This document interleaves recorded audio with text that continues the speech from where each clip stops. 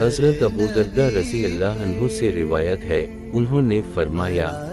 رسول اللہ صلی اللہ علیہ وآلہ وسلم ہمارے پاس تشریف لائے جبکہ ہم فقر کے بارے میں گفتگو کر رہے تھے اور اس سے خوف کا اظہار کر رہے تھے، تو آپ نے فرمایا کیا تم فقر سے ڈرتے ہو؟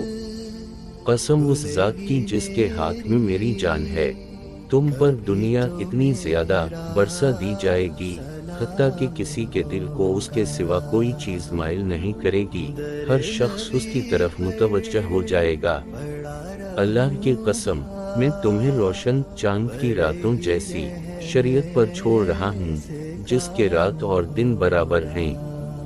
حضرت ابو دردہ رضی اللہ عنہ نے فرمایا اللہ کی قسم، رسول اللہ صلی اللہ علیہ وآلہ وسلم نے سچ فرمایا، بلا آپ ہمیں ایسی روشن شریعت پر چھوڑ کر تشریف لے گئے ہیں جس کے رات اور دن برابر ہیں۔